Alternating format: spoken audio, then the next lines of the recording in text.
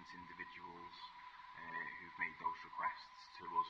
But obviously there are different reasons why they ask for those internal reviews that they can ask for the council to look at. Could be it's an exemption that's been used under the Act that you can apply, or it could be we've not responded within the 20 working days. That could be why they ask for an internal review. And normally the result of one that's overdue, shall we say, is that we get that information out to them, and that satisfies the requester at that point. Thank you. It looks like when we have the briefing ahead of the January report, we can have all of these measures that we're able to delve into. I think the report's taking shape already. I can see people scribbling away when we come back in January. I've always assumed it's an 80-20 rule. 80% of your volume is derived from 20% of you.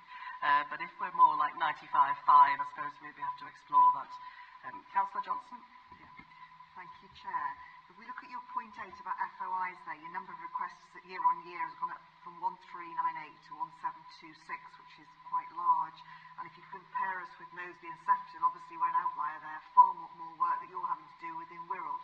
Are there any common themes that are coming out about what people are requesting FOIs for, and what can Wirral Council do to mitigate this and to really reduce these FOIs? Is it about information provision?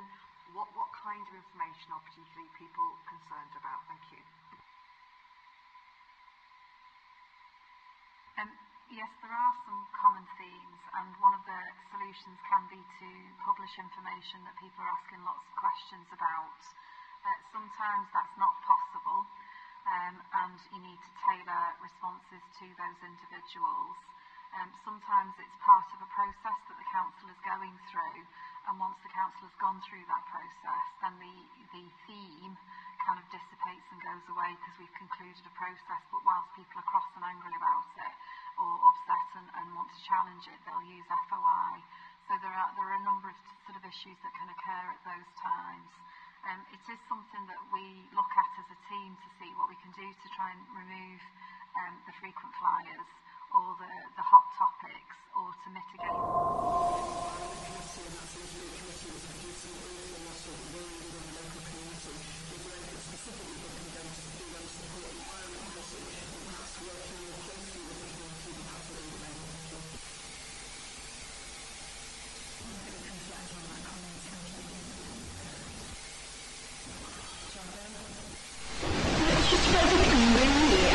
I'm hoping it's not meant to be an overall concern, but referring to residents as frequent flyers doesn't land particularly great with me as a member of the public. So just a clue to really consider our language in that. We are, and it should be welcome if people are contacting us, and we are running time, and I think it's really positive that people reach out so we understand when we have a hesitant contact.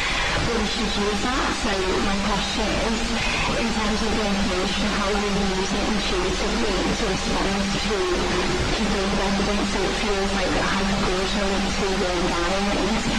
It could be defensible to instance facing also the communication and engagement in those particular areas, and using your FOIs to create customer improvement rather than trying to use them away and push them on.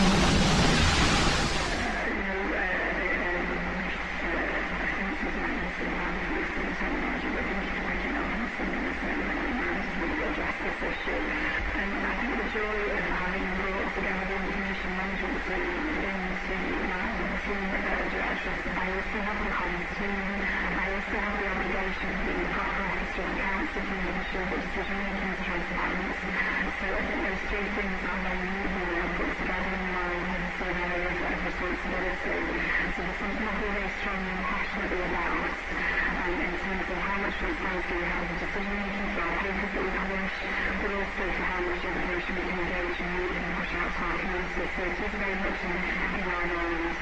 I think some of the people that are repetitive and asked us that we've had to handle with have different agendas and can be quite difficult and troublesome to handle, but it doesn't mean that we shouldn't and couldn't and won't. It just means that we have to just really think about how we can process those requests.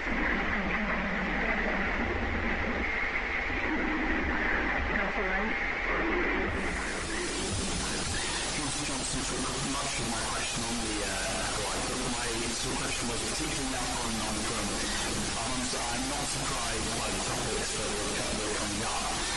wonder, is there a piece of work around, I know, not just the communications that the council puts out, but how much the council is supporting elected members to communicate some of this information, because some of this information, I don't know, perhaps being directed by particular political parties or particular members who are directing, I don't know, I'm not making allegations, but there is a certain connection between certain teams, and I wonder whether there's a piece of work that ensures that elected members are able to communicate that information out to the public, so it doesn't have to keep coming up again and again and again if you are getting a similar question. Thank you for your Chair. I think that's a helpful suggestion, because there are some things that we can probably do on the briefing on those hot topics. So that's something we'll get some thoughts to, so thank you for that suggestion. Yes, thank you. Just on the back of that, on the tourism committee, we looked at the customer experience, we've looked at engagement. I think there's a piece which doesn't sit in this committee around consultation. If you do a consultation and you then ignore the results, you are likely to probably trigger more requests other ways. So in the round, there's a lot I think we can do. The comms and the engagement piece is definitely, I think, on the work programme for tourism. The language around, I understand that, frequent flyer is a different, when you have got such a stark difference, when you're getting more than 600, more than